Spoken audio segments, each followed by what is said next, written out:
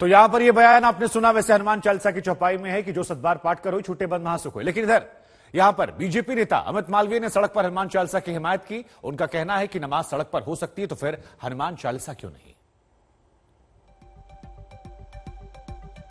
तो ये वो ट्वीट है, बीते कई सालों से रोड पर नमाज होती है, दिन में 5-5 बार अजान होती है। किसी ने मुस्लिमों से नमाज को घर के अंदर पढ़ने के लिए नहीं कहा, लेकिन हनुमान चालीसा के सार्वजनिक पाठ से उसे रोका जा रहा है। और यही बातें कमोबेश फडणवीस भी कह रहे थे कि हिंदुस्तान में नहीं पढ़ी जाएगी तो फिर कहां पढ़ी जाएगी। विद्या हमारे साथ जुड़ रही हैं। विद्या, सेशन कोर्ट की कहानी तो हमने देखी, लेकिन हनुमान चालीसा में चौपाई है कि जो सतबार पाठ कर हुई छूटे बंद महासुख हुई।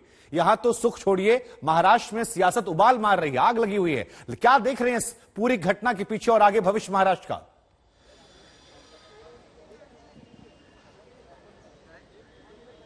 जी देखिए, अभी तो फिलहाल ये शुरुआत है और ये हमने देखा है जब से ये सरकार एमवीए की बनी हुई है तब से हर कुछ महीनों पे, हर कुछ हफ्तों के बाद एक ना एक बवाल मच ही जाता है और ये उनमें से एक बवाल का सीरीज और बवाल में से एक है।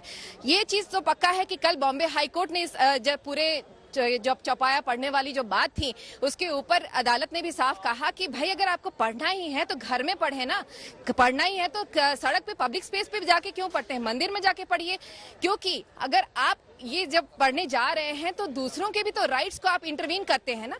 सिर्फ यही कहा था अदालत ने, जिसके बाद इस पूरे उनके जो राणा थे उनके पिटीशन को खारिज किया था।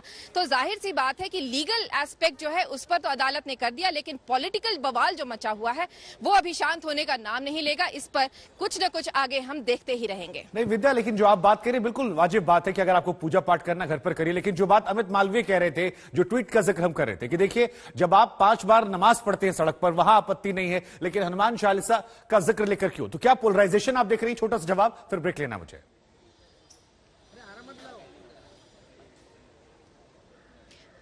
जी देखिए, ये मुद्दा तो बहुत जमाने से चला आ रहा है। अगर आपको याद हो शुभंकर, ये मुद्दा अभी नहीं है। ये हर बार जब बीजेपी की सरकार 2014 के समय में भी आई थी, उस समय भी ये बात कही गई थी कि जब बीजेपी की सरकार आई है तो इस पर रोक लगेगी, लेकिन रोक तो लगी नहीं है। अभी भी वैसे ही सड़कों पर नमाज तो चल ही रहा है। तो ये सिर्फ मुद्दा वोट बैंक के तौर पर वोट का मुद्दा बन के रह गया है, ऐसा कई लोगों को लगता है। लेकिन अब इस पूरे मामले में, क्योंकि जब जैसा हमने बॉम्बे हाईकोर्ट का रुख देखा था, बॉम्बे हाईकोर्ट ने भी साफ कहा कि सड़क पर इस तरह से रिलीजन को प्रोपोगेट करने की तो कतई जरूरत नहीं है। ठीक है।